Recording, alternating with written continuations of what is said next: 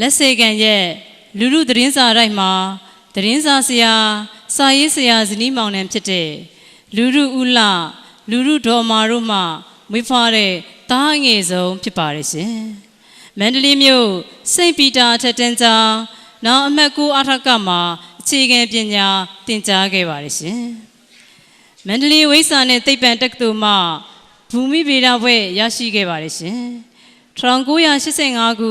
ဇွန်လတော့စပယ်ဖြူမဂ္ဂဇင်းမှရစားတို့ဝတ္ထုတို့နဲ့စာပေလောကကိုစတင်ဝင်ရောက်ခဲ့ပါတယ်ရှင်သူထက်ကဲရွှေပြည်စိုးညီပူလေးဝတ္ထုတို့များကလေးလူကြီးကြိုက်ပြီးချစ်ကြပါတဲ့ညီပူလေးဝတ္ထုတို့များတကြောင်ဆွဲကလေးပကြီးနဲ့အခြားဝတ္ထုတို့များလူအိမ်မက်ဝတ္ထုတို့များငြိမ်သက်1မိနစ်နဲ့အခြားဝတ္ထုတို့များတတိယမြို့တော်သားရဲ့အလွမ်းနှင့်အခြားဝတ္ထုတို့များအစမ်းတော်လူရကွက်နိုင်တဲ့နှင့်အခြားဝတ္ထုတို့များလက်ပေါ်ကူအုပ်တော်မြက်ကျော်ပစိုးစုံနှင့်အခြားဝတ္ထုတို့များလာမင်းရဲ့ချိုတာတဲ့လက်ခုပ်တန်လုံးချင်းဝတ္ထုမြေတကြီးဝတ္ထုဟံအထုပ်ပတိဇဘိုးချေယာလုံးချင်းဝတ္ထုလီတိုဟူကောင်မြင့်ချစ်မဆုများနဲ့စီပြရောင်လိမ္မော်ရောင်မဟောဂနီရောင်ရှုမြော်ခင်းများစိမ့်လန်းတဲ့တောင်ကုန်းမြင့်မားတဲ့တောင်တန်းခရီးသွားဆောင်ပါစာအုပ်များရေးသားခဲ့ပါတယ်ယခုအခါလူလူကြီးပွားရေးပုံနှိပ်တဲ့နဲ့စာအုပ်တိုက်ကိုဦးစီးလောက်ကင်နေပြီးအောင်ပါလေးငိမ့်ချမ်းစိမ့်လန်းကလောင်မြည်နဲ့စာပေရေးသားနေပါတယ်ဓပုံနုပညာကိုလည်းလိလာစီးပူးလျက်ရှိပါတယ်ရှင်2006ခုနှစ်မှာမိုးကုန်းမြို့အနောက်ပိုင်းစက်ပြင်မြို့မှတာယာစာကြည့်တိုက်ကငြိမ်သက်1မိနစ်နဲ့အခြားဝတ္ထုတို့များစာအုပ်ကိုစက်ပြင်မြို့မှတာယာစာပေစုနဲ့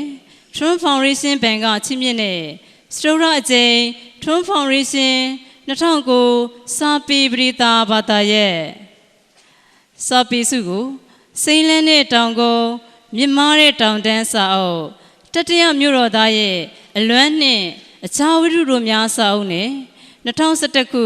တော်ဖျားလေးရသစာပေစုရရှိခဲ့ပါတယ်ရှင် The Western Prographer Association USA မှာကျင်းပသော Eight Silent or LA 2011ငင်းချမ်းစိမ့်လက်အမည်ဖြင့်ရောင်စုံကဏ္ဍရွှေတစိမ့်စုရရှိခဲ့ပါတယ်ရှင်ယခုစာရေးဆရာညီပူလေးဟောပြောမျှဝေမိခေါင်းစဉ်ကတော့ဝတ္ထုတွေကဇက်လိုက်များဆိုတဲ့ခေါင်းစဉ်လေးပဲဖြစ်ပါတယ်ရှင်သို့ပါ၍ဆရာရှင်ဝတ္ထုတွေကဇက်လိုက်များခေါင်းစဉ်ဖြင့်စာပေချစ်သူပေါင်းအားစာပေဗဟုသုတများမျှဝေပေးပါရန်လေးစားစွာပန်ကြားပါရရှင်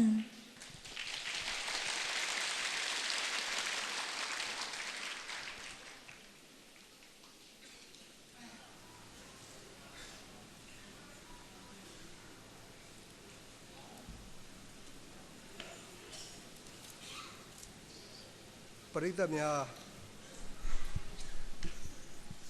မင်္ဂလာပေါင်းနဲ့ခါညောင်းကြပါစေလို့ပထမဦးစွာနှုတ်ခွန်းဆက်ပါတယ်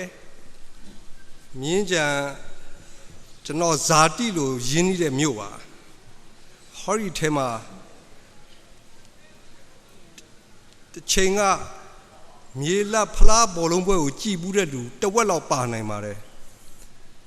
အဲ့ဒီပရိသတ်ကညီဘူးလေးမဖြစ်ခင်ငိမ့်ချမ်းဆိုတဲ့ဘောလုံးသမားတယောက်ကိုဆဲဘူးတဲ့လူတွေ၄ပုံတစ်ပုံလောက်ပါနိုင်ပါတယ်ကျွန်တော်ချွေးတွေမြင်းကြံကွင်းထဲမှာရှိပါတယ်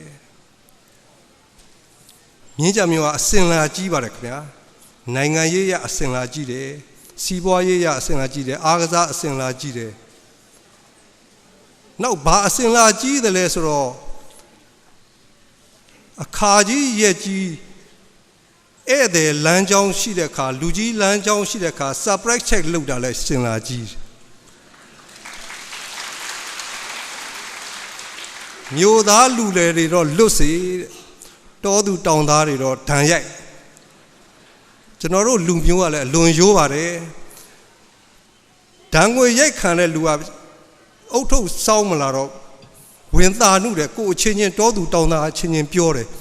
ရှေ့မှာဆိုင်ကယ်အုတ်ထုတ်ဖမ်းနေတယ်လို့ပြောတဲ့အခါကိုပါတဲ့အုတ်ထုတ်တောင်ခြုံပုတ်တဲ့ဖွက်ထားပြီးဆက်စီ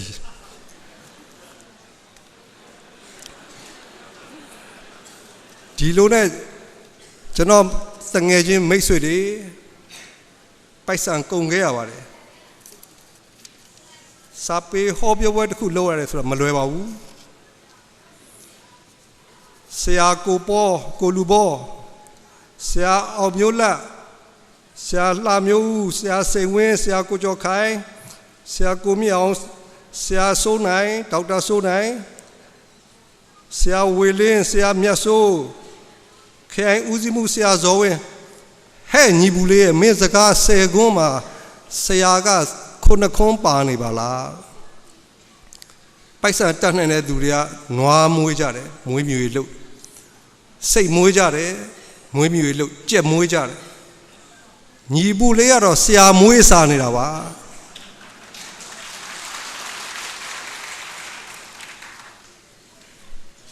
ကျွန်တော်တို့ကိုအော်ပီဂျေတို့ကိုဇာကနာတို့အပြောဆိုမတက်လို့ဖွားဟဲ့လွဲပါစေဖွဲပါစေ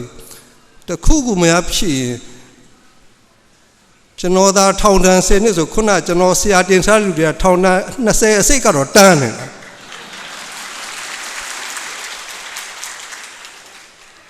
အခမ်းအနားမှုကကိုရေးရာဆိုရင်အကျဉ်းဖတ်ဟုတ်တာပေါ့ကျွန်တော်အသက်60ပဲပြည့်တော့မယ်ဒါအကျဉ်းကလေးပေါ့တကယ်တော့အခမ်းအနားမှုဖတ်တဲ့ထက်မှာမပါတာတွေအများကြီးဥပမာဗျာညီဘူးလေးဆိုတဲ့တတ်တော်က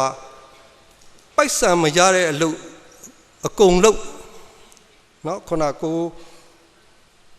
အော်ပီဂျေပြောပါတယ်ပရာဟိတလုပ်ငန်းလုပ်တယ်စိတ်ရောင်ဆိုတစ်ပင်စိုက်ကြတယ်အဲ့ဒါအပြင်ကိုယ့်အိတ်ထဲကစိုက်ပြီးလုပ်ရမယ့်အလုပ်တွေလည်းလုပ်သေးတယ်မြန်မာ Birds and Nature Society တဲ့မြန်မာနိုင်ငံငှက်နဲ့သဘာဝပတ်ဝန်းကျင်အသင်းနဲ့ဒီထဲအများစုကြားဘူးမဲ့တောင်မထင်ပါဘူး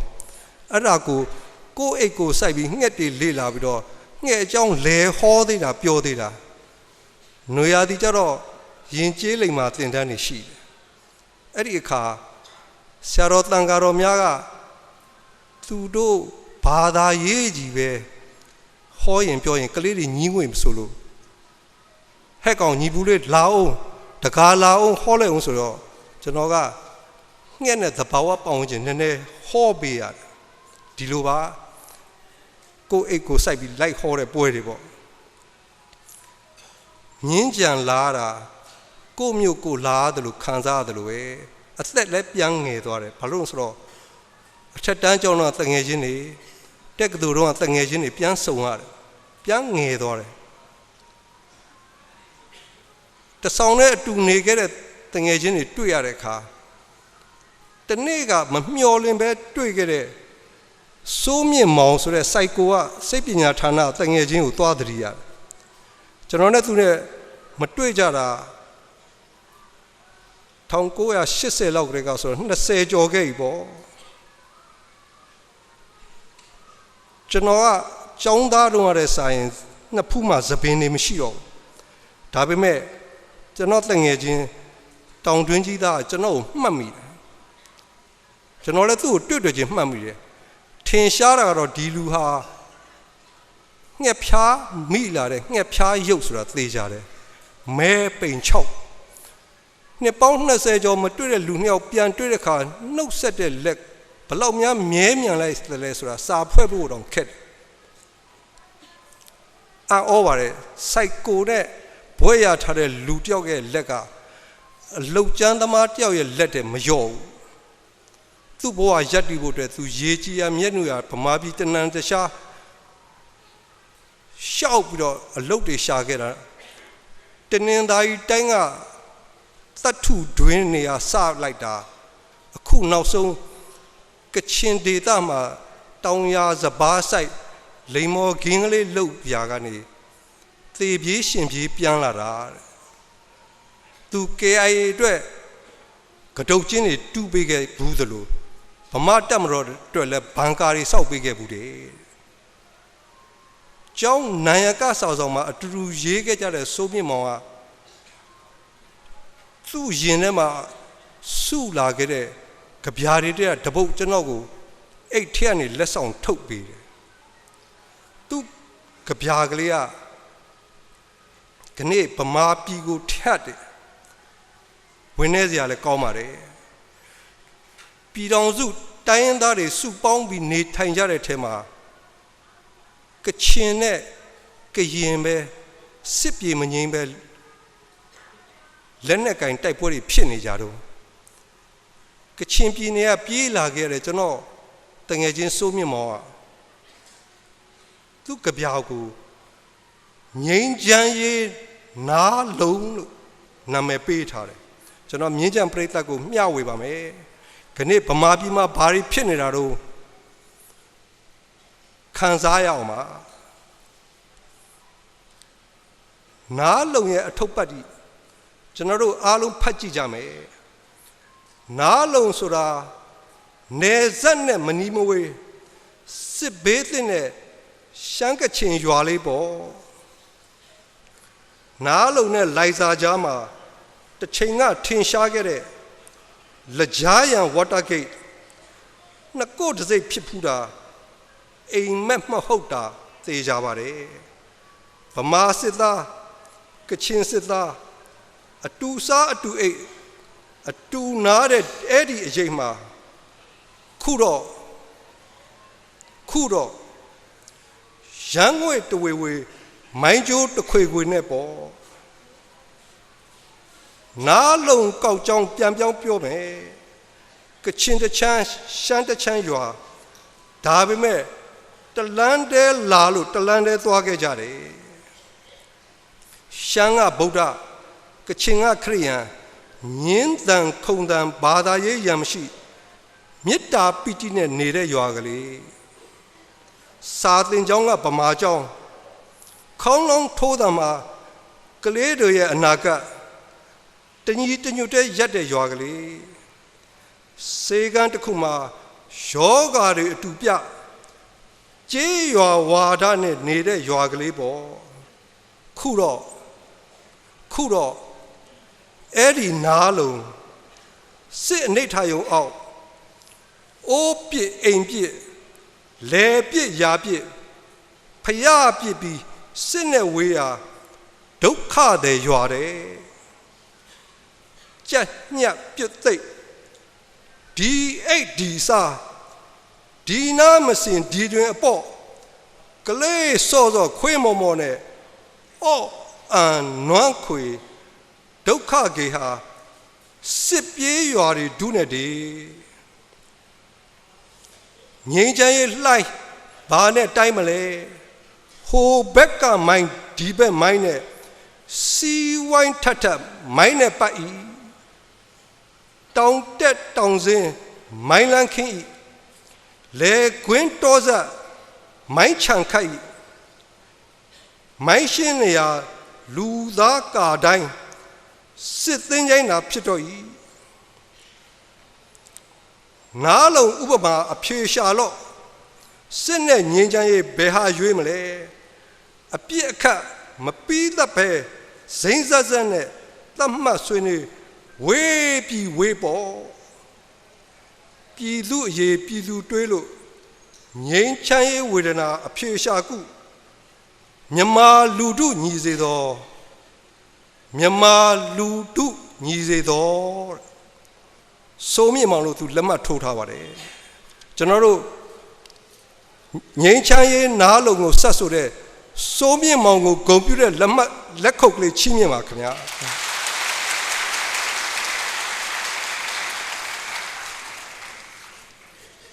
ကိုစားကနာနောက်ကဟောမယ်ကျွန်တော်ရှေ့ကညီတွေပါပဲကိုအော်ပကျဲဟောသွားတယ်ကိုအော်ပကျဲပြန်သွားရှာပြီသူ့ကိုယ်ရမှာသူအတင်းပြောသလိုတော့ဖြစ်တော့မှာဒီပုဂ္ဂိုလ်ကတင်ကတုတ်ပတ္တိညာသိတ်ကောင်းတဲ့လူကျွန်တော်တို့ချီးကျူးရတဲ့လူကြောက်မြောက်မှနေပါတယ်ဇနီးတွေကမနဲ့ဈေးသွားတဲ့အခါအသီးနှံတွေရောသားငါးတွေရောချင်းတောင်းကြီးနဲ့အပြည့်ဝယ်ပြီးလင်းကထတိုက်အမြင့်တက်ရတာသူဇနီးသူကြည့်ပြီးချစ်စနိုးပြောရတယ် မင်းဒီအသက်ဒီရွယ်နဲ့ဒီလောက်အလေးတွေမှားတာငါမကြည့်ရဘူးဒီနေ့ကစပြီးဒီအလုပ်မလုပ်နဲ့တော့သူမျိုးသမီးကအမောပြေတာပေါ့ကိုပီဘယ်လိုများအကြံပေးချင်တာတော့ကိုပီကအကြံပေးပါတယ်ဈေးကို2ခေါက်သွားပါလားကွာကျွန်တော်ညီတွေကချစ်စရာကောင်းပါတယ်ကိုစားကနာခုနခေါင်းသွားလျှော်တယ်လို့တော့ပြောတာပဲတိတ်အလုံးများပါတယ်ကျွန်တော်သူ့လောက်မလုံနိုင်ပါဘူးသူအလုံးလုံးနိုင်မှုအားကြပါတယ်ဒါပေမဲ့ဒီလိုအလုံးလုံးဖို့တဲ့ဇနီးတဲ့ရဲ့မောင်းနှင်အားတွန်းအားမေတ္တာဓာတ်လည်းလိုပါတယ်ကိုစားကနာအမျိုးသမီးကအလုံးဒီလောက်များတဲ့သူ့ခင်ပွန်းတဲ့ကိုနားမလဲဘူးအနာနာလာကပ်ပြီးမောင်းနဲ့ခင်ကိုဘာလို့လက်ထပ်တာလဲယင်ခင်မျက်နှာလေးလှလုံးလို့လားဒါမှမဟုတ်ခင်ကိုလုံးလုံးကြောင်းလားဒီလိုမှမဟုတ်ရင်ခင်ရဲ့ဖြူစင်တဲ့စိတ်ဓာတ်ကလေးကြောင်းလားကျွန်တော်မိတ်ဆွေကျွန်တော်ညီကိုစားကနာအများသိပြီးသားပါမိန်းမပဲလှည့်ပြီးတခွန်းပဲပြောတယ်မင်းအဲ့ဒီလိုဟာသားတွေပြောတတ်လို့ငါသဘောကျတာ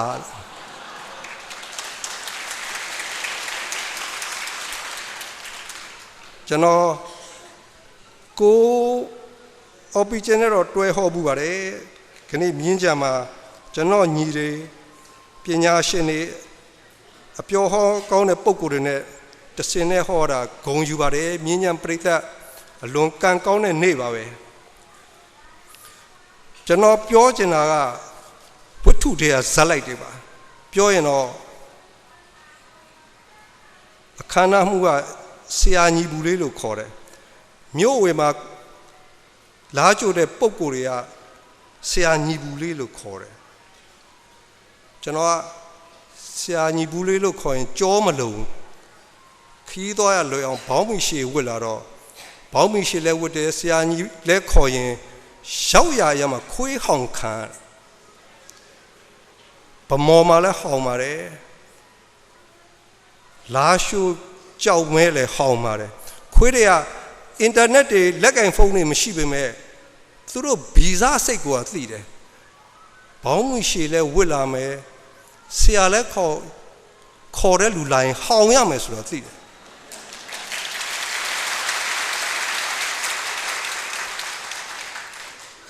သူတို့အတွေ့အကြုံကအဲ့ဒီဘောင်းမီရှည်ဝစ်လာပြီးတော့ဆရာခေါ်တဲ့လူတွေလာပြီးတော့ပြန်သွားတဲ့အခါငါတို့ကြိုက်ဖို့အယိုးတော့မကြံဘူးဆိုတော့သူတို့ကသိ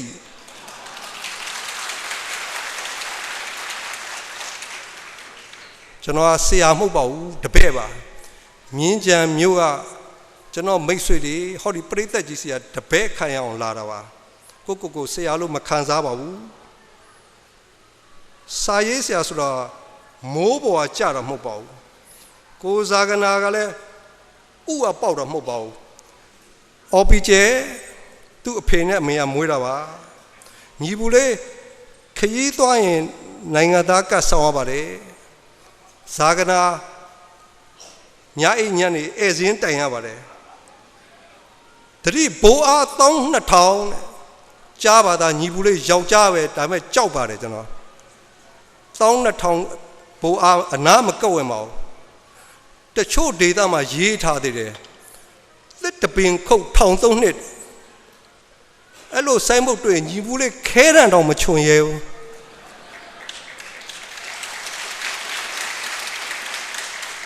ပရိသတ်ခမညာအရန်လက်ခုပ်မတီးကြပါနဲ့ဦးတချို့ကတော့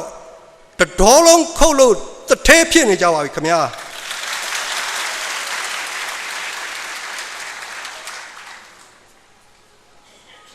ထဲမှာကလေးပရိသတ်ပါတော့အဲ့ဒီကလေးတွေကလည်းကျွန်တော်ဆရာပါပဲကျွန်တော်ကဒီကလေးတွေကိုလေးစားတယ်သူတို့ဆရာလည်းသင်ယူရတယ်ဥပမာဗျာကျွန်တော်မြို့မှာအလွန်နာမည်ကြီးတဲ့ကျူရှင်ဆရာတယောက်ရှိပါတယ်သင်္ချာဆရာကြီးပါသူကျောင်းတကြံပြီးရင်ဖွင့်မဲ့ကျူရှင်သင်တန်းအတွက်စက်တင်ဘာလကတည်းကမနေ့4နာရီထပြီးမိဘတွေကစည်ရင်းသွင်းရပါတယ်တင်တန်းကြီးတဝက်ကိုနစ်နေအောင်တောင်းလိုက်တဲ့ဆရာကြီးပါတ ခုသောကြောင်းပိရဲ့စာမွေးတွေစစ်တဲ့ကာလမှာဆရာကြီးရဲ့သမီးမူလရန်ကျောင်းသူလေးစာကျက်နေတာကြားတဲ့အခါကြက်သိမ်းမွေးချင်းထသွားတယ်ငါသမီးမနေ့ဖန်ဘာဖြေရမှာတော့ဆိုတော့သင်္ချာကလေးကသင်္ချာကိုကျက်ပညာရေးကလည်းမအောင်မနေရပညာရေးဆိုတော့ကြက်ရှာတယ်ပန်းသီးဆိုရင်ပေါင်းလိမ္မော်သီးဆိုရင်နှုတ်ဆရာမကအဖြေမပြောယုံတမယ်ပဲကလေးကိုလက်ပူတိုက်ပေးလိုက်နော်တချို့ကလေးတွေရှိပါတယ်ကျောင်းမှာလေ့ကျင့်ခန်းလုပ်တော့လက်ရေးဆိုးတယ်ဆရာမဖတ်လို့မရအောင်ဟဲ့ထွေးရဲ့နင့်လက်ရေးကဆိုးလာကြီးလားဆိုတော့လက်ရေးလှအောင်ရေးထားရင်အမှားတွေမြင်ကုန်မှာပေါ့ကလေးတွေကျွန်တော်ရှော့မတွက်ပါဘူးသူတို့ရဲ့ဖြတ်ထိုးညံကိုဂုံပြုပါတယ်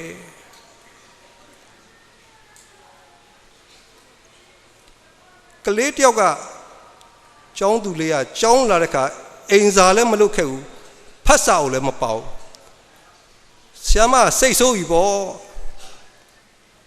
မြင့်မြင့်အေးကျောင်းလာတာဖတ်စာကိုလည်းမပေါက်ဘူးအိမ်စာလည်းမလုပ်ခဲ့ဘူးစစ်ပွဲမှာတနက်မပါတာဘာစစ်သားတော့ဟဲ့ဆိုတော့မြင့်မြင့်အေးကလက်ကလေးပိုက်ပါတယ်ဘိုးချုပ်ကြီးပါဆရာမ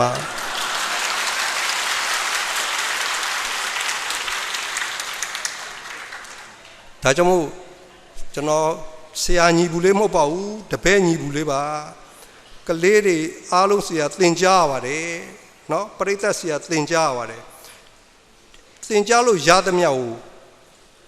ပရိသတ်ကိုပြန်မျှဝေတဲ့အလုပ်လုပ်တာပါ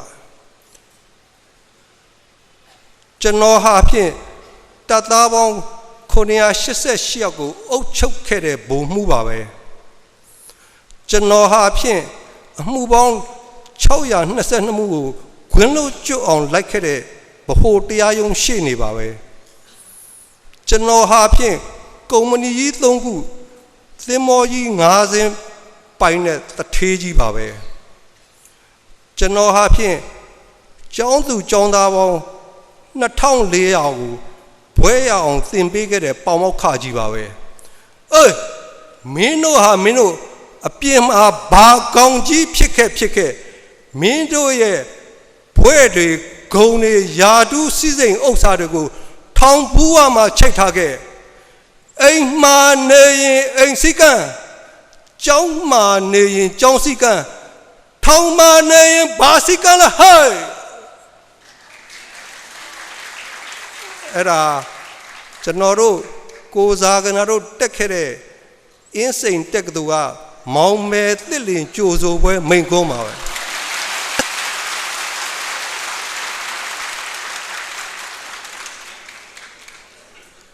ကျွန်တော်တို့အတန်အကျယ်ကြီးနဲ့အော်မှထောင်ပိုင်ကဒီတန်းစီတကယ်အလုပ်လုပ်တယ်ထောင်မှုကဒီတန်းစီစိတ်ချရတယ်ဆိုပြီးတော့အခွင့်အရေးပေးမှာမဟုတ်လို့ကြဲအော်ခိုင်းပါတယ်မင်းတို့ရဲ့လက်ကိုပေါင်ကြားတဲ့ထဲလိုက်စမ်း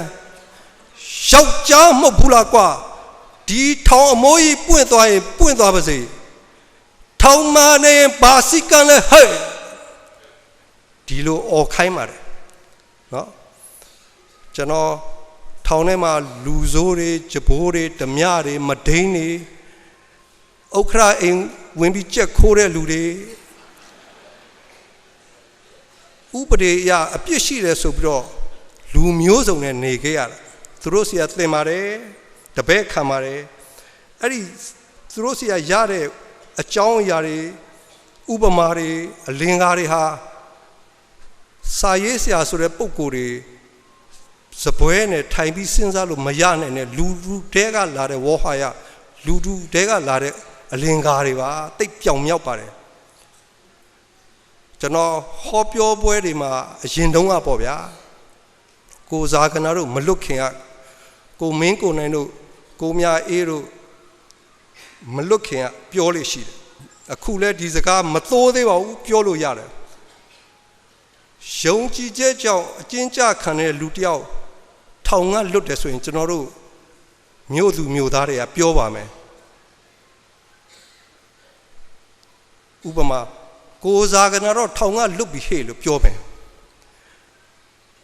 သေးစားရှင်စားလောက်တော့မှအနိုင်နေဆိုတဲ့ပုံကိုယ်တွေကကျွန်တော်တို့ပြောနီးမပြောဘူးသူတို့ကတော့မင်္ဂလာသတင်းပဲဗျို့ကိုစားကနာတယောက်တော့အမိုးကျေသွားပြီဗျလို့ပြောအလွန်လှပါတယ်အလွန်ကြပြားဆမ်းတဲ့ poetic ဖြစ်ပါတယ်မြင်းအောင်ဆိုတဲ့ကောင်ကြည့်မရဘူးမနေ့ဖန်ကြရင်မြားနဲ့ကလိပြစ်မယ်တဲ့ဒါလူဆိုးလူမိုက်တွေကျိန်းတဲ့အကျိန်းမှာမြားနဲ့ကလိတယ်ဆိုတော့ဘာတုံးဆိုတော့မသိလို့လူဆိုးဓမြစီကတပည့်ခံဓာတ်နဲ့ထိုးမယ်လို့ပြောတယ်နော်ဒါသူတို့ရဲ့အသုံးနှုံးနေပါသူ့နေရာလေးနဲ့သူ့ဇက်ကောင်စဲနဲ့သူသုံးလို့ရှိရင်အလွန်လှတဲ့စကလုံးအော်ပီဂျီကတော့ကွာနှစ်ချက်ပါပဲလို့ပြောမယ်ဘာလဲကျွန်တော်မသိလို့နှစ်ချက်ဆိုတာဘာတုံးလို့မေးတော့ဘသူမေးရတာဆိုဘိန်းစားလေးတွေကိုမေးရတာ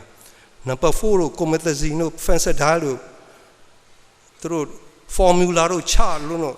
အိမ်ကမနိုင်လို့ရဲအပ်လိုက်ရတဲ့ကလေးတွေစီကသင်ရတာအဲ့ဒါ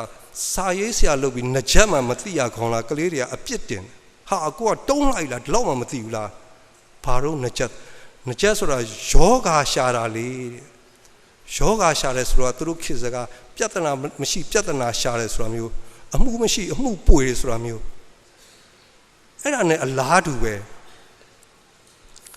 အော်ပီဂျီကတော့မီးခွက်ပါပဲကွာလို့ပြောတယ်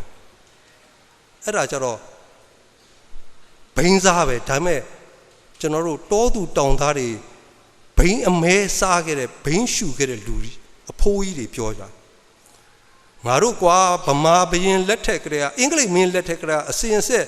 လိုင်စင်ခံပြီးတော့မျိုးနဲ့ဘိန်းရှူခဲ့တာမင်းတို့လက်ချက်ကျမှအဖမ်းခံရတယ်ဒီလိုပုံကိုကြီးတွေမီးခွက်လို့သုံးတယ်အဲ့ဒါ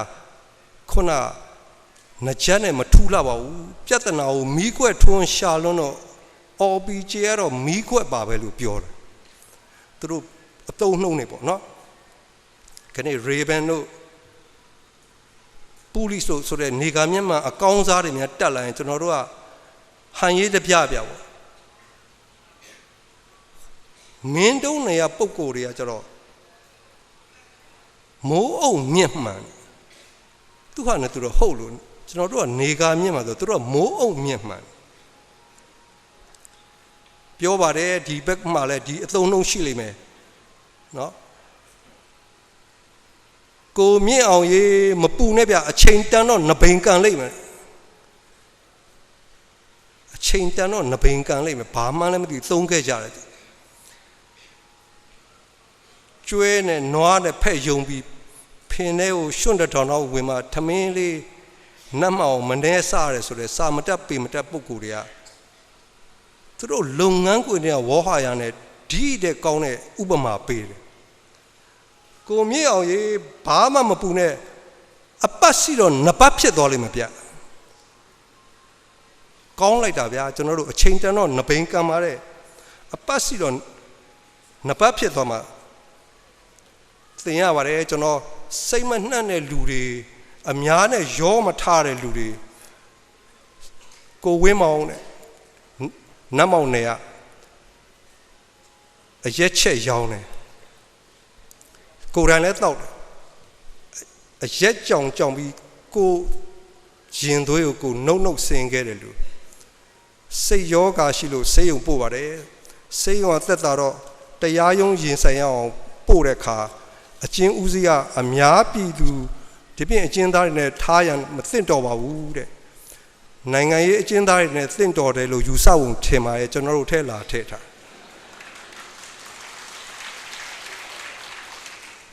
လူကြောပါဒီထဲမှာကိုဝင်းမောင်လောက်ချောမဲ့လူမရှိဥပမာပေးရခက်ပါတယ်စပင်လေးကလှိုင်းတုံလေးနဲ့ကြမ်းဖန်နှစ်ဖူးတဲ့တယ်မှာမှဲ့ကလေးတစ်လုံးပါပါတယ်သူနေကောင်းနေတဲ့အချိန်မှာသူအမှုဖြစ်စဉ်ကိုပြောတော့လွန်စိတ်ဝင်စားဖို့ကောင်းပါတယ်ဒါမဲ့စိတ်ဖောက်ပြန်စားပြုတဲ့အချိန်မှာလဲသူတောပြောတောင်ပြောတွေပြောတတ်ပါတယ် သူ့ကိုဆေးရုံကနေပြီးထောင်ကိုပို့မယ်လို့တော့ရက်ွက်လူကြီးမဝတာလို့ပုံကိုယ်တွေပါပါတယ်ဆေးရုံအုပ်ပါတယ်စိတ်ပညာရှင်တွေပါတယ်မေးခွန်းနေမေးတယ်တဲ့မင်းနာမည်ဘယ်လိုခေါ်တော့ဆိုမောင်ဝင်းမောင်လို့ဖြေတယ်ဟုတ်တယ်မှန်တယ်အသက်ဘယ်လောက်တုံးဆိုတော့32နှစ်လို့ဖြေတယ်မှန်တယ်အဖေနာမည်ဘယ်သူတို့မေးတယ်သူ့အဖေနာမည်မှန်အောင်ဖြေနိုင်တယ်အမေနာမည်လည်းမှန်အောင်ဖြေနိုင်တယ်မိန်းမရှိလားရှိတယ်နာမည်ဘယ်သူတို့ခင်အေးဒါလည်းမှန်တယ်အဲ့ဒီမှာမေးပါပြီအကုန်လုံးမှန်တဲ့ခါမှာတောသားလေးပါနတ်မောက်နယ်ကတောသူတောင်သားလေးပါပဲနွားမှာခြေထောက်ဘယ်နှချောင်းရှိတုံး4ချောင်းမှာမှန်ပါတယ်ကြက်မှာဘယ်နှချောင်း2ချောင်းအဲ့ဒီကဖြေနေလို့သူကျွန်တော်တို့နဲ့ရောက်လာတာဒါပြိတ္တကသဘောပေါက်ပြီးသားကျွန်တော်တို့ချင်းကြတော့ဘာရလိုက်တုံးဆိုတော့ထောင်ဝင်စာလာတဲ့ခါမှာထောင်ဝင်စာလာတဲ့အခန်းကလူကကျွန်တော်တို့စီကိုပြောတာပေါ့ဗျာသတင်းဦးသတင်းတူပေါ့ဖြစ်နိုင်လားမဖြစ်နိုင်လားရုပ်တိတန်လားမတန်လားမသိအိမ်ကစိတ်ချမ်းသာအောင်ပြောတာလားသူကသူထွင်ပြောတာလားမသိဘူးနည်းနည်းဦးကြောင်ကြားနိုင်တဲ့သတင်းမျိုးပေါ့ဥမာအဲ့တော့ဆရာဦးဝင်းတင်လွတ်ဖို့ဆိုတာဘလို့မှမဖြစ်နိုင်သေးတဲ့အချိန်မှာသူကဆရာဦးဝင်းတင်တော့လာမဲ့သကြံမှာလွတ်လိုက်မယ်လို့သတင်းမျိုးပြောတယ်ဆိုတော့ဒါလုံးဝမဖြစ်နိုင်တဲ့သတင်းပဲအဲ့ခါကျရင်ကျွန်တော်တို့ကအဲ့ရဲဘုံကိုလှမ်းပြီးစတယ်ကိုမင်းစရာကြီးနွားကခြေထောက်ဘယ်နှချောင်းလုံးပြကြက်ကခြေထောက်ဘယ်နှချောင်းလုံးပြတကယ်တော့ခင်ဗျယူနေသလားလို့မေးချင်တာဒီလိုမေးခွန်းနဲ့အချင်းချင်းစကြနောက်ကြလေရှိတယ်စိတ်ယောဂကုဆေးရုံရဲ့ပုံပြင်တွေကတော့အများကြီးဗျဆေးရုံအုပ်ကြီးကဝေဒနာရှင်တွေကိုပြောတယ်မနဲ့ဖန်ကြရင်ကျမ်းမာရေးဝင်ကြီးငါတို့ဆေးရုံလာလိမ့်မယ်ကွာမိန်ကွန်းပြောလိုက်မယ်ပြီးရင်ငါကလေချောင်းရှင်းလိုက်မယ်အဲ့ကြိုင်မင်းတို့အလုံးလက်ခုပ်တီးကြက်သားဟင်းကျွေးမယ်တကယ်လဲကျမ်းမာရေးဝင်ကြီးကစိတ်ုံလှည့်ကြည့်တယ်တက်တာတဲ့လူနဲ့စကားပြောပြီးတော့မိန်ကွန်းချွေပြီးပြန်တဲ့အခါစိတ်ုံကြီးကဆိုလေချောင်းရှင်းတော့ဝေဒနာရှင်တွေအလုံးကလက်ခုပ်တီးစိတ်မနှံ့တဲ့လူတယောက်ကရှေ့ထွက်လာပြီးဝင်ကြီးပါကိုရိုက်ဟဲ့ကောင်မင်းဘာလို့လက်ခုပ်မတီးတော့ကြက်သားမစားချင်ဘူးလားကွာလို့မေး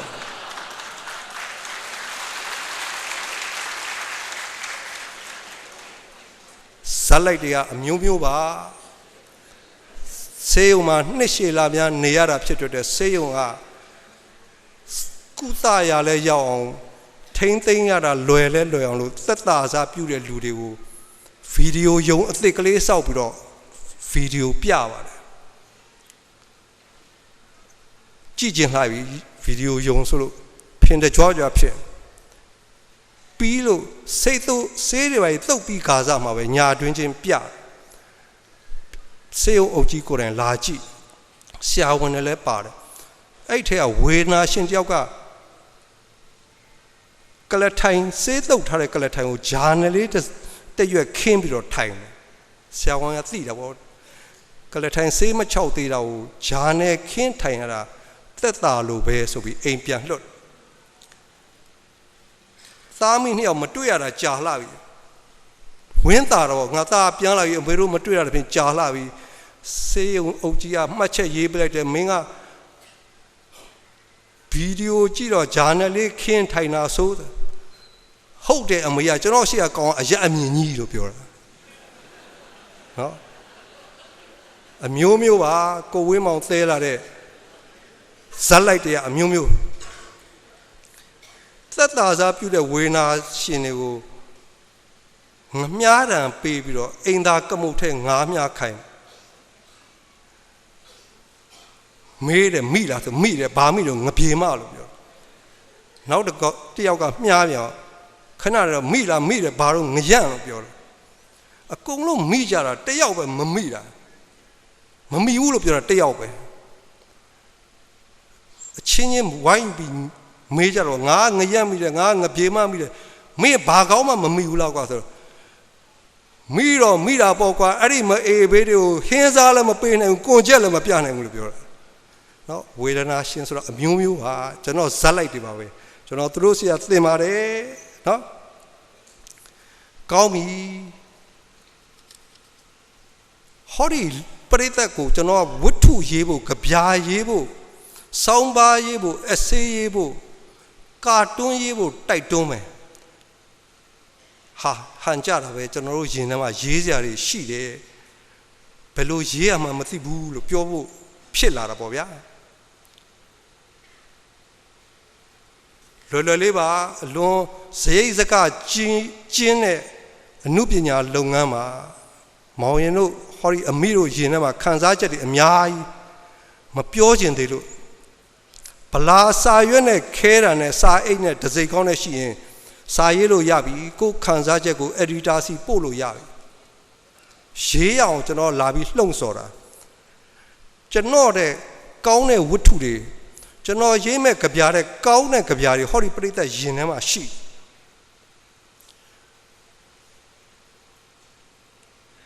ဒေါ်အောင်ဆန်းစုကြည်ကလွတ်တော်တဲ့ကိုဝင်မယ်ရွေးကောက်ပွဲအရွေးခံမယ်ဟုတ်ပြီကွန်းကြံကုန်းကအရွေးခံတယ်နိုင်တယ်လွတ်တော်စတက်ပြီဆိုတော့ကျွန်တော်မိတ်ဆွေကငါတို့ရွာကအဖြစ်ပြက်တစ်ခုနဲ့တူသကွလို့ဝတ္ထုတစ်ပုဒ်လာပေးတယ်အဲ့ဒီရွာကအခုလိုထွေလာကြီးတွေစိုင်ကဲတွေမရှိသေးတော့မြို့ကိုတက်ရင်မြင်းလှဲကလေးနဲ့တွားရင်တွားနွားလှဲနဲ့တွားရင်တွားအဲ့ဒီကာလရွာမှာအသက်32နှစ်33နှစ်စွန်းစွန်းလူပြိုဟိုင်းတထေးကလေးတယောက်ရှိတယ်ကျွဲနဲ့နွားနဲ့စပစက်နဲ့စိတ်အုပ်နဲ့လေရောရာရောဧက80 80ပိုင်နဲ့မီယိုးဖလာချမ်းသာခဲ့တဲ့တထေးကလေးသူနဲ့ပြောင်းပြန်နောက်ဇက်ကောင်တယောက်ကဂျဘိုးသခိုးကျွန်တော်ကတော့လေဒီသမားလှုပ်ထားတယ်လေဒီသမားဆိုတာတမတော်လေရင်ကြီးနဲ့ကောင်းကင်ကခုံဆင်းတဲ့လေဒီသမားမဟုတ်ဘူးယထာဘောတက်သွားတယ်အထုပ်ကိုအလစ်ဆွဲပြီးတော့ယထာဘောခုံချဘလို့ခုံချလိုက်ကြောင်ကြားကြတယ်အဲ့ဒါစိတ်ကူးရင်နဲ့ဇာတ်လိုက်မဟုတ်ပါဘူးကျွန်တော်လေဒီသမားနဲ့နေခဲ့ရလို့ဒီလိုပြောတာစိန်လုံးဆိုတဲ့လေဒီသမားကဘလောက်ထိအောင်စွန့်စားတာတုံးဆိုတော့အဖော်တယောက်ကသူ့ခြေထောက်ကင်ပေးသူကဝမ်းရထုတ်ရဆင်းအထက်တန်းကအထုပ်ကိုယူအချက်ပြလိုက်ရင်လွှတ်ချလိုက်အောက်မှာကြယထာဘလောက်မြန်မသိမြန်လေကြိုက်လေဒါမှပိုင်ရှင်တဲ့သူနဲ့ဝေးပိုင်ရှင်သိအောင်တော့သူကတတ်တာဘိုင်ဘိုင်ချဲရီကိုပဲအဲ့လိုစိန်လုံးဆိုတဲ့လေဒီသမားနဲ့နေခဲ့တာလေဒီသမားကသူ့နယ်မှာရှိတဲ့နယ်ဒိန်းတွေစခန်းမှုတွေကိုပြောတယ်တဲ့အကိုတို့မပူနဲ့တော့ကျွန်တော်ကချန်စီကိုဘယ်တော့မှထင်းမခွေဘူးပြလို့ပြောတာဂျဘိုးတယောက်ကသခိုးတယောက်ကပြောတဲ့ချန်စီကိုထင်းမခွေဘူးဆိုတာကိုစခန်းမှုကြီးနယ်ဒိန်းကြီးကနားမလဲဘူးဘာတုံးခွာလို့မဟုတ်ပါဘူးကျွန်တော်ရွာမှာတော့ဘယ်တော့မှမခိုးပါဘူးမဆိုးပါဘူးလှုပ်ရှားရှိရင်တက်ကုန်းသွားမယ်ပြေမနာသွားမယ်ကြောက်ဆယ်ပဲသွားမယ်ဒီလိုပြောတာပါနောက်တစ်ခါသူခုံစင်းလို့အထုပ်ဖွင့်လိုက်လို့မှဘောင်းမီတစ်ထည်ပါလာခင်အဲ့ဒီဘောင်းမီရှေ့ကိုသူဘယ်တော့မှမဝယ်ဘူးသူ့ရဲ့ဆရာသမားတွေဖြစ်တဲ့နေဒိန်းတွေစခန်းမှုတွေသွားပေးတယ်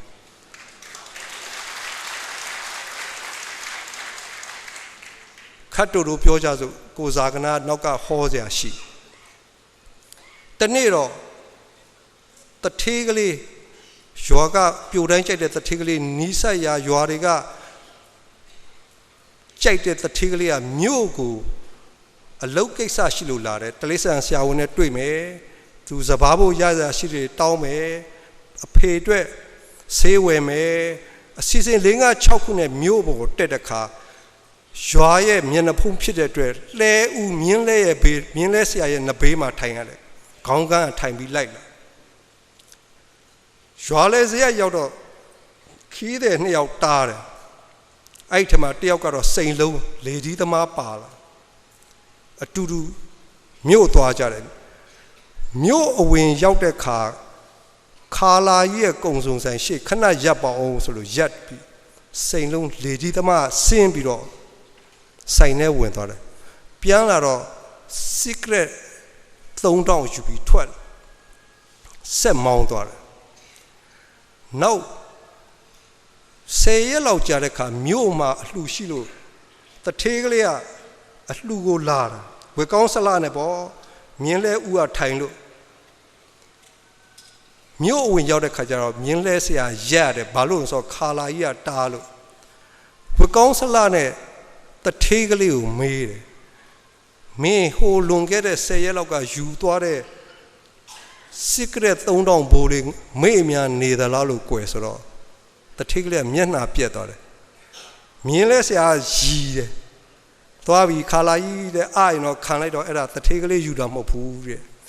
လေကြီးသမားစိန်လုံးယူသွားတာဝတ္ထုလေးကဒါပဲဒါမဲ့ကျွန်တော်ပြောတဲ့မိတ်ဆွေကတွေ့လာတဲ့သမရဦးသိန်းစိန်ကဒေါ်အောင်ဆန်းစုကြည်ကိုမြင်းလဲခေါင်းကတင်းလာပြီကွာ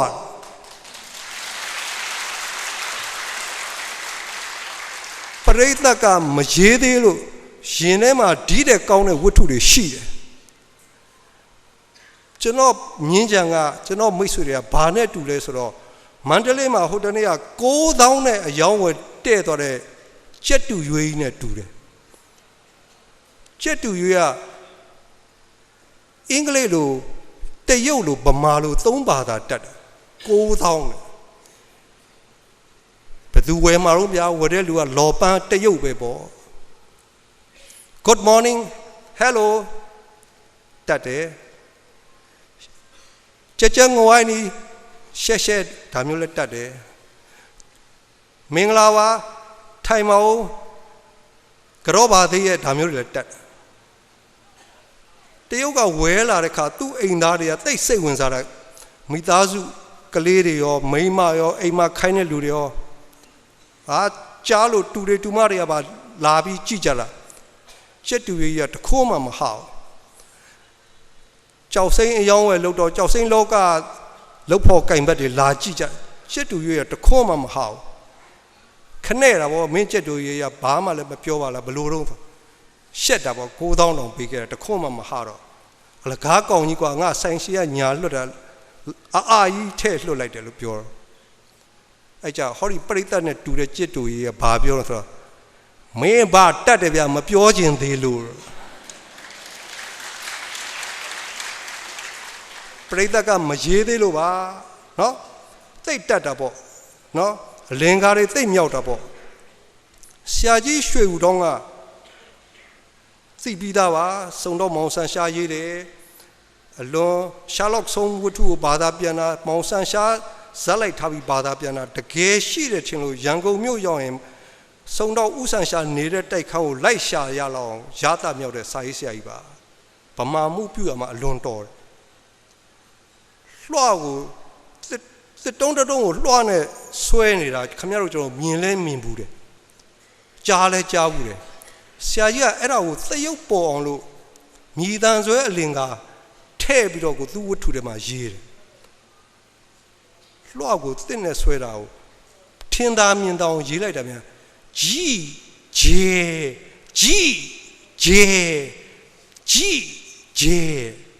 နော်ကျွန်တော်တို့ခုနတပည့်ခံတယ်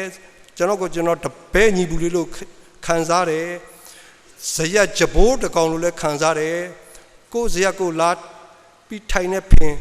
သွေးဆုပ်လိုက်မဟဲ့သင်ယူလိုက်မဟဲ့တပည့်ခံလိုက်မဟဲ့ဒီလိုစိတ်နဲ့လေ့လာပါတယ်ဆရာကြီးရွှေဦးတော့ကြီးလှပါတယ်သူအဖွဲနဲ့နော်အဝေးမပြောပါဘူးကျွန်တော်အမေနော်ကိုဇာကနာဟာတာတွေကြိုက်လွန်းရင်ဘယ်လိုများချီးကျူးမလဲဆိုရင်မောင်ဇာကနာတော့ဖြစ်တယ်ဟေးသူ့လက်ရာကတော့မြောက်ကျွန်းသူရဲ့ထမင်းအိုးလိုပဲနှိုက်တိုင်းခတ်မကုန်ဘူးဟဲ့အမေဒီလိုချီးကျူးလိုက်မယ်ကျွန်တော်ဝတ္ထုဖတ်ပြီးသူမကြိုက်ဘူးဆိုရင်ကျွန်တော်အိမ်နာမယ်ဘိုးညိုဆိုတော့ဘိုးညိုသနာပါတယ်ကွာသူခမငပြောသီးလောက်နဲ့ချိုကုန်းနေရှာတယ်နော်ဟောဒီမှာလူငယ်ပရိသတ်ကအများစုမိန်းကလေးများအာဇာနည်ပဲကြိုက်ဆိုင်မဲ့ကြိုက် ကိုကြိုက်တဲ့ celebrity တယောက်တရုတ်ဆောင်တယောက်ဖွဲ့ကြသမှာဘယ်လောက်များဖွဲ့ကြိုက်လိုက်လို့အဲ့လိုပဲအမျိုးသားပြိတ္တကောင်ကလေးတွေကောင်ကလေးတွေကကြိုက်ကြသမှာဝင်းမှုံရှိကြိုက်ချမ်းကြိုက်အနုပညာရှင်တယောက်ကိုကြိုက်သမှာဖွဲ့သမှာဘယ်လောက်ဖွဲ့ဗမာဘရင်လက်ထက်ကမရင်းတော်မာလေးဆိုတဲ့အမျိုးသမီးကိုသူ့ခေတ်ပြိတ္တကကြိုက်ပုံကိုအမေလူထုတော်မှာရေးတဲ့ထဲမှာဖတ်လိုက်ရတာစက်သိန်းထကြတော့ကောင်းတယ်မောင်ရင်တို့စဉ်းစားပြီလားအမေတို့စဉ်းစားပြီလားမောင်ရင်တို့ကြိုက်တဲ့ပြိတ္တကိုအနုပညာရှင်ကိုကြိုက်ကြည့်တယ်မှာဟိုရှေ့ခေတ်ကကြိုက်ပုံကြိုက်နေရရင်းတော်မာလေးပေါက်တဲ့သေးကြက်သားဟင်းစော်မှုေးအဲ့လိုကြိုက်တာနော်အဲ့တော့ကြုံကြိုက်လို့ပွဲရှိလို့ပဲဖြစ်ဖြစ်ချမ်းလာတဲ့ခါခွက်ကလေးထိုးခံကြည့်တယ်မှာနော်တော်သူတောင်သားတွေကျွန်တော်ရှော့မတွက်ပါဘူးလေးစားပါတယ်ဆရာသမားတွေပါလို့ကျွန်တော်ပြောပါတယ်နော်တေကစဘာတင်းတရားထွက်ရမည်တဲ့ကျွန်တော်မိတ်ဆွေပကြီးဆရာကမရေးရတော့ကွန်ပျူတာခေတ်ရောက်လာတော့ V9 နေနဲ့ထုတ်တဲ့ခါကျွန်တော်မိတ်ဆွေပကြီးဆရာရဲ့ထမင်းတွေတူပုံးကုန်ငါတို့စိုက်ကားနံပါတ်နဲ့ဆိုင်ကယ်နံပါတ်လောက်ရေးစရာကြံတော့တာတဲ့ဒါတော့အခုဖောင်းကြွနံပါတ်တွေထွက်တော့တော်ခက်တနေ့ကျတော့ဂွင်ကောင်းတစ်ခုတွေ့တယ်တောတွေလိုက်ပြီးတော့ဆိုင်းဘုတ်ထူရမယ်တငယ်ချင်း V9 ထုတ်တဲ့လူကအကူကြီးတောင်းစပါတေကစပါတင်းတရားထွက်မယ် V9 ပုံကြီးကလည်းအကြီးတိုင်နေထူကြတဲ့ site စချင်းစောက်နဲ့ထွေမယ်ပထမဆုံး site တဲ့ရွာမှာပြဿနာတက်တော့တာပဲပစိုးတူဝတ်ထားတဲ့ကြောပြောင်းနေတဲ့လယ်သမားတယောက်ကစာလုံးကိုဖြည်းဖြည်းချင်းပေါက်ဖတ်စိုက်ပျိုးရေးညှို့မှုကရင်ခုံးနေပြီလယ်သမားဘာဖတ်ပြီးဒါဖတ်ပြီးဘာပြောမှာတော့ပြုံးတယ်မင်းတို့ဟာမပြည့်စုံဘူးကွာလို့ပြောတယ်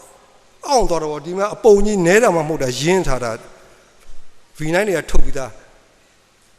ဘာများမှားလို့တော့ဘာမပြည့်စုံတော့ဆိုတော့ဒီလိုရေးလို့မရဘူးကွာရှေ့ကအုံတလုံးခံလိုက်အောင်လို့ပြောတယ်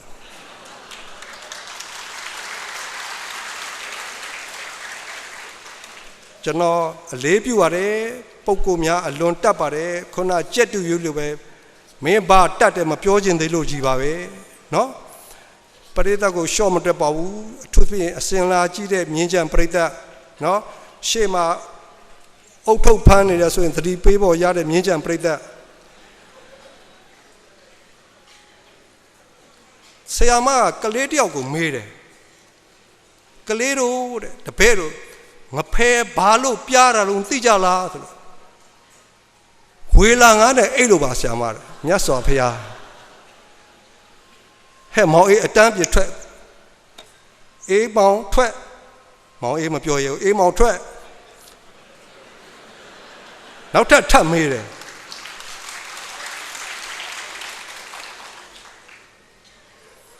ကိုအော်ဘီဂျက်တော့နန်းကြည့်ရသေးတာအနံ့ရပါတယ်ဆေးရွက်ကြီးနဲ့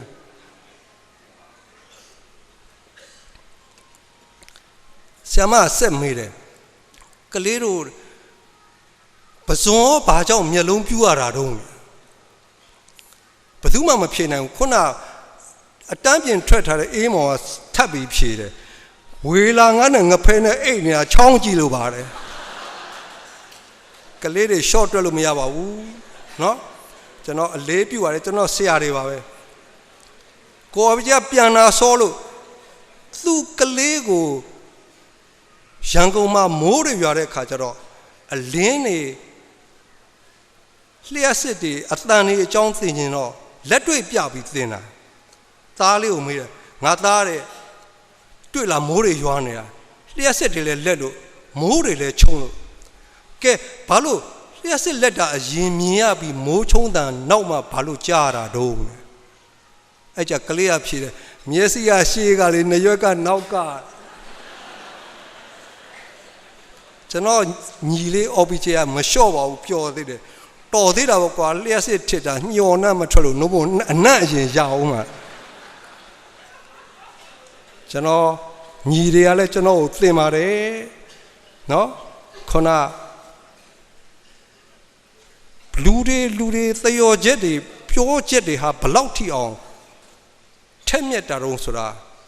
ကျွန်တော်နောက်ရေးမဲ့ဝတ္ထုတစ်ပုဒ်ကြိုပြီးတော့ဟောဒီမြင်းကြံမျိုးကပရိသတ်ကိုလက်ဆောင်ပေးဦးမယ်သမရဦးသိန်းစိန်ကအပြောင်းလဲတွေလုပ်ပါတယ် change ပါ Obama change လို့ကျွန်တော်တို့ဆရာဦးသိန်းစိန်ကလည်း change ပါပရိသတ်ကမေးမယ်ဘာတော့ကဘောင်းမီကနေပစိုးကိုချိန်လာလားအဲ့လိုမဟုတ်ပါဘူးသူအပြောင်းလဲတွေလုပ်ပါတယ်ဒါကြောင့်မို့နိုင်ငံခြားကပိတ်ဆို့ထားတဲ့ဟာတွေဖွင့်ပါတယ်အကူအညီတွေဝင်ပါတယ်တန်တမန်တွေလာပါတယ်နှစ်နိုင်ငံဆက်ဆံရေးတွေလုပ်ပါတယ်အိုဘားမားတောင်မှရောက်လာပါတယ်ထားပါတော့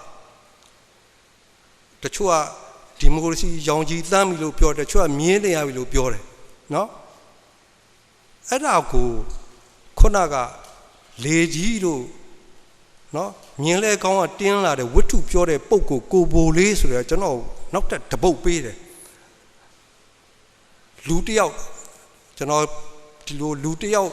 လို့ပြောကြတဲ့ပရိသတ်ကသမရဦးသိန်းစိန်ပြောနေမှသိတယ်လူတယောက်ကဖဲရိုက်တာဝါသနာကြီးတယ်တဲ့နှစ်ရက်မိုးလင်းဆက်တိုက်ရိုက်ရှုံးရကနေနည်းနည်းလေးနိုင်စားပြုတ်နေရာသီဥတုကလည်းအေးဖဲလေးကလည်းကောင်းစားမလွှဲမရှောင်တာစီးသွားခြင်းလို့ဖဲကြကလေးမှောက်ပြီးကမန်းကရန်လှေကားကနေဆင်းပြီးတော့စီးသွားတယ်တဲ့ဝေလီဝေလင်းလှေကားရင်အိတ်နဲ့ခွေးမမြင်တော့တက်နေမိတယ်ကန်အဲ့ကြတော့အဲ့ဒီဖဲသမားဘာပြောလို့ဆိုတော့ကတော့တယ်ဦးသိန်းစိန်ကအဲ့ဒီအခြေအနေရောက်နေတာကွာခွေးကကန်ဆိုတော့ကို तू ကကတော့လုံနေရတော့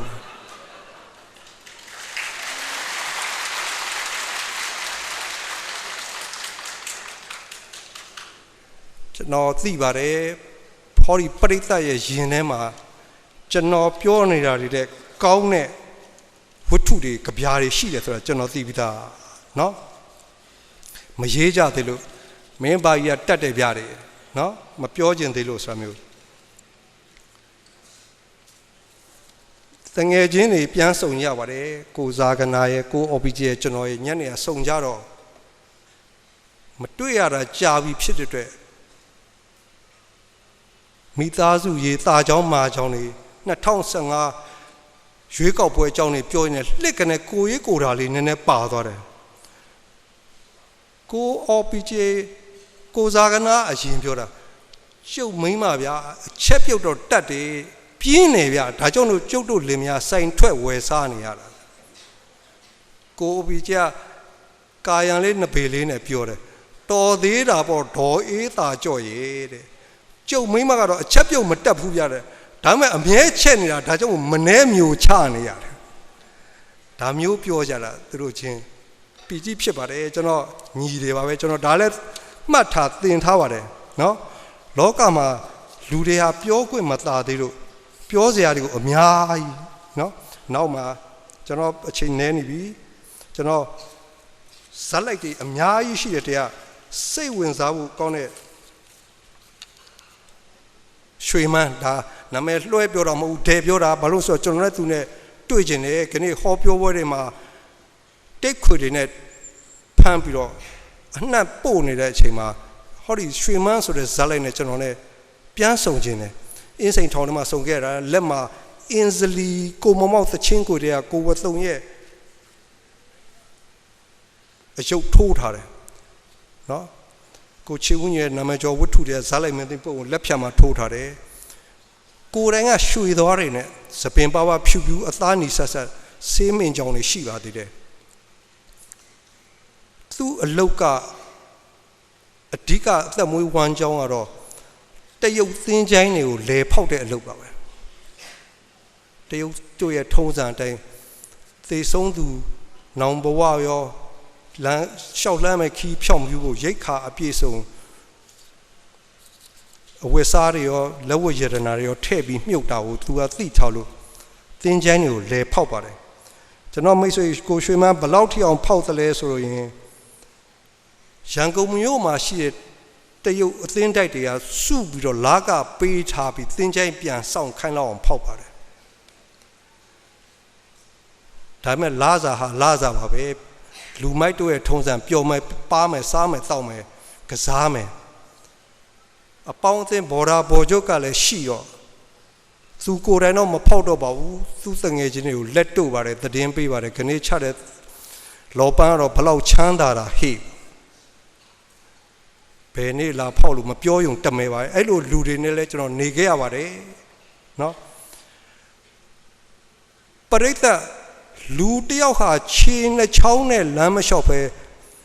တလိษံတကောင်လိုလေးပဲထောက်သွားနေရင်ထဲမှာဘယ်လိုခံစားရမလဲတန်တန်မာတော့အသက်30ဝန်းကျင်ကျွန်တော်တရက်ထောင်မှာအောင်မြင့်စိန်ဆိုတဲ့လူငယ်ကလေးလေးပဲထောက်ပြီးထောင်ထဲမှာလမ်းသွားနေရတာကိုတွေ့တယ်ထမင်းတန်းစီရင်လည်းလေးပဲထောက်မိန်လာကြောင်သွားရင်လည်းလေးပဲထောက်သူ့လက်တွေဟာကျွဲပခုံးထားတယ်လို့အသက်မာရီတက်ဒူးတွေကလည်းဂုံညင်းတွေကမာတောက်အကွန်းအချုပ်ထဲမှာအာဟာရမပြည့်ခဲ့ဘူးသူစားခဲ့ရတာကျွေးတဲ့ကန်ထိုက်ကစကေးကြိုက်အောင်လို့အဝိရှော်စော်တွေထည့်ပြီးပေါင်းတဲ့ထမင်းစားလာခဲ့ရတာအာဟာရမရှိခဲ့ဘူးလာပေါင်းများစွာနေခဲ့ရတယ်နွားတကောင်ကို19နှစ်နဲ့နွား9ကောင်တွေ1035နှစ်ကြာထားတယ်ဒါကပဲအပြင်မှာနောက်မှုပေါ်နေတယ်တကယ်ဆိုရင်အပြင်မှာနောက်မှုရှိရင်ခြီချင်းခတ်ထားရမယ်လူဆိုဒါပေမဲ့ထောင်ပိုင်းကဒီလူဖြင့်ဘယ်နည်းနဲ့မှထောင်အုပ်ရိုးကိုဖောက်ပြီးမထွက်နိုင်မှသိလို့ညှာတာပြီးခြီချင်းမခတ်ပဲထားတာသူ့သာခြီချင်းခတ်ထိုင်ကျွန်တော်တို့အားလုံးအိပ်ရမှာမဟုတ်ဘူးတဝုံတကြိုင်နိုင်တဲ့နားကိုညီးနေမှာအောင်မြင့်စိန်ကျွန်တော်ကစာနာစိတ်နဲ့မုံလေးပဲလေးအိမ်ကလာတဲ့ခါကျွေးတော့ဘေးကလူတွေကျွန်တော်ဝိုင်းကန့်ကွက်တယ်ရှုံချတယ်မကျွေးရဘူးလေအောင်မြင့်စိန်ကိုဘာလို့လဲဆိုတော့ကျွန်တော်တို့ကနွားနဲ့ဖက်ပြီးယုံရတာဒီလိုကောင်းမျိုးမကျွေးရဘူးကျွန်တော်တို့ကျေးဇူးရှိတယ်နွားတွေကကျေးဇူးရှင်အဲ့ဒီကျေးဇူးရှိတဲ့နွားတွေကိုခိုးခဲ့လို့တောသူတောင်သားတွေက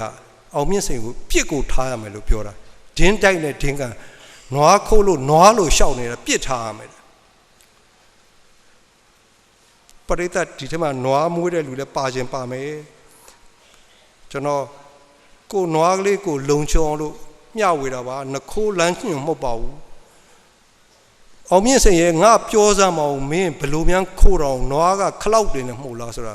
ရီးတယ်အကိုကစာရေးဆရာလဲဆိုတဲ့ဒီလောက်မှညံမရှိရခေါင်းလားဆိုတဲ့ဒီဇိုင်းပေါ့ဗျာကောက်ရိုးယူပြီးနှချီးနဲ့လူခလောက်ထဲသွတ်တဲ့အခါဘယ်ခလောက်ကမြည်အောင်မှာတော့အကိုရနော်အကိုတို့အမတို့နွားကလေးရှိရင်ဂယူဆိုင်ဖို့ပါကျွန်တော်မှကျေးဇူးရှိလို့ကျွန်တော်တုံ့ပြန်နေနေနဲ့မုံကလေးပဲကလေးကျွေးတဲ့ခါမကျွေးရဘူးတဲ့ဟာဘာလို့တော့ကွာမင်းတို့ရက်ဆက်လိုက်လားဆိုတော့အောင်မြင့်ဆရာနွားခိုးရုံနဲ့မကောက်ဘူးလေလူရက်တဲ့အလုပ်ပါလုပ်သေးတယ်ဒါတော့ကွာယောက်ျားပဲယောက်ျားချင်းလူတာမဟုတ်ဘူးတဲ့ယောက်ျားစီကလူတာမဟုတ်ဘူးတဲ့မဲသီလရှင်စီကလူတာဒါတော့ကွာသူလဲကြံရမရလို့အကြံကုန်ဂလုံးစားချက်နေမှာမဟုတ်ဘူးကိုရတဲ့တာမန်လူတာရက်တာတော့ကျွန်တော်တို့ကမပြောချင်ပါဘူးတဲ့အခုကလူပြီးတော့အဲ့ဒီမဲသီလရှင်တွေကိုရင်းကခိုင်းနေတာပရိသတ်ရည်ကြတယ်ကျွန်တော်မရည်ချင်းငိုချင်တာအောင်မြင့်စိန်ငါပြောစမ်းမအောင်ကွာမင်းမဲသီလရှင်တွေကိုရင်းကခိုင်းတယ်ဆိုဟုတ်တယ်ငါအဲ့ဒီသတင်းကြားကြတဲ့ကမဲသီလရှင်တွေကဘာတချင်းဆိုပြီးတော့များကမတော့ငါစဉ်းစားနေတာစဉ်းစားလို့မရဘူးကစားမယ်တက်တံပေါ်မှာကစားမယ်ဒါများဆိုလေမလားပေါ့နော်ဓမ္မမို့လေမောင်တို့ယောက်ျားတွေရဲ့မိန်းမတွေကိုဘာဖြစ်တယ်ညာဖြစ်တယ်နော်ဒီလိုဟာများဆိုပြီးကမှာလား ကျွန်တော်အမျိုးသမီးတွေဆိုတတ်တဲ့သချင်းတွေကုန်တန်းစီပြီးတယောက်တည်းစိတ်ကူးနဲ့ကကြည့်နမောင်နေရမေတီလာရှင်တွေဘာနဲ့များရင်ကမလို့အောင်မြင်စရာအဲ့ဒီခါလေကျွန်တော်အချင်းကြီးအတုံးကြီးဆိုတဲ့ဒီဇိုင်းနဲ့ကျွန်တော်ကိုကြည့်တယ်ရီလဲရီတယ်ဟုတ်ပေသားပဲသူပြောတယ်လေအဟုတ်ကြီးအကိုရတဲ့မေတီလာရှင်တွေဆိုမဲ့ကမဲ့ရင်ကဒုက္ခပါပဲတော့အနိစ္စပါပဲတော့အနတ္တပါပဲတော့ဟုတ်ပေသားပဲเนาะကျွန်တော်တို့စာရေးတဲ့လူတွေဘယ်ဒီလောက်တွေးနိုင်ပါမလို့တကယ်လက်တွေ့ဘဝတွေကလာတဲ့ဝတ္ထုတွေကမှသိပြီးအဖြစ်မှန်နဲ့နီးစပ်တာအံ့ဩစရာပဲအေးပါတယ်ကျွန်တော်နောက်ဆုံးဝတ္ထုတို့တပုတ်ပြောပါမယ်ပြီးရင်ကျွန်တော်ညီကိုစားကနာတက်ပါမယ်အများမျှော်လင့်တဲ့ပရိသတ်မျှော်လင့်တဲ့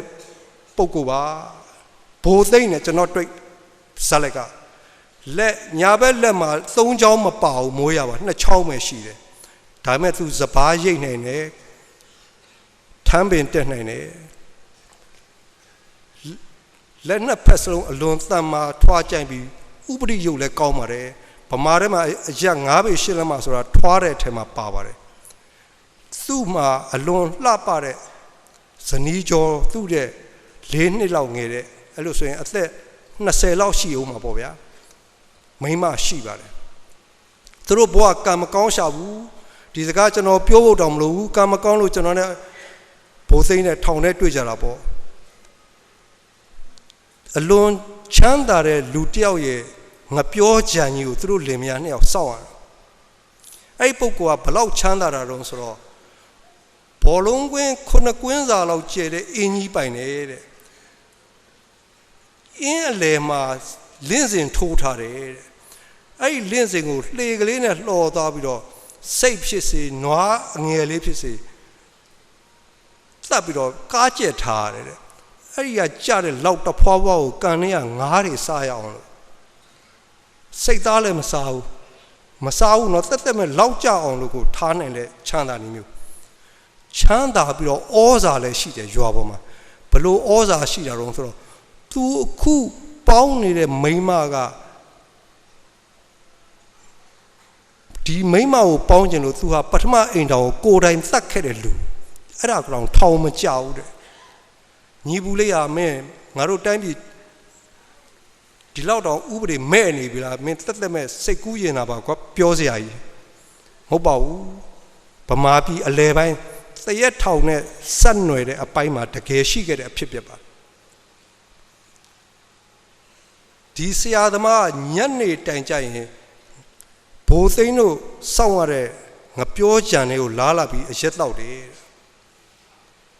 တနေ့လေကျတော့မြင်းစီးပြီးတော့ရောက်လာတယ်နေ့လေခင်းကြီးဘိုးသိန်းဟောဒီမြင်းစီးသွားငါအိမ်ဝင်ကက်ဆက်ယူပစိုးနဲ့ဆလွယ်တိုင်းသွားအဲ့တော့ကတော့မလေးရှားပစိုးခစ်စားတဲ့ချင်းကက်ဆက်ကိုပစိုးနဲ့တိုင်းပြီးမြို့သွားပြီးပြင်ကြည်စမ်းกว่าလို့ခိုင်းတယ်သူမြင်းကမန္တလေးမှာလွတ်လပ်ရေးနေ့မြင်းပြိုင်ပွဲလားပြိုင်တော့ပထမရထားတဲ့မြင်းနယ်မှာလူတိုင်းစီးကျင်တဲ့မြင်းဒါပေမဲ့ဘိုးသိန်းကမစီးကျင်သူ့မှာမစီးကျင်တဲ့အကြောင်းရှိတယ်ဘာလို့တော့ဆိုတော့အဲ့ဒီလိုအဝေးခန်းလိုက်ပြီဆိုရင်အပြန်ကျရင်သူ့မိန်းမမျက်ရည်နဲ့မျက်ခွက်ကိုဘိုးသိန်းမသွားပါနဲ့ရှင်သွားရင်တထေးကကျမကိုလူအိုစကားပြောတယ်ကျမကိုကြိုက်လို့တဲ့မျက်ရည်နဲ့မျက်ခွက်ကက်ဆက်ကဘာမှဖြစ်တာမဟုတ်ဘူးနဖာကလောတဲ့ဂုံးကလေးနဲ့အရက်ပြန်လေးနဲ့ပို့ရင်ကောင်းတော့တဲ့ကိစ္စကိုသက်သက်မဲ့ခိုင်းတာဒီလူကလည်းသူ့အတွက်ဆိုဘလောက်များစိလိုက်တယ်ဆိုတော့စပင်ညက်တဲ့လူကိုတယောက်ထက်ထားတယ်သူ့ဂုတ်ပေါ်ကိုစင်တုံးသားတင်မဲ့ကိစ္စမလို့တော့မှတကောင်းကို100ပေးတဲ့အချိန်မှာသူက900ပေးပြီးလက်သက်မွေးထားတယ်အဲ့ဒီလူကလွဲလို့ဘယ်သူမှဓာတ်တင်ခွင့်မရှိခိုင်းလိုက်ပြန်ပြီအဝေးကို ပြန်လာရင်လင်မယားနှစ်ယောက်ငိုကြတနေ့ကျတော့လင်မယားနှစ်ယောက်ငိုတာကိုသထေးနဲ့ပက်ပင်းမိတယ်လာခဲ့ကောင်မလေး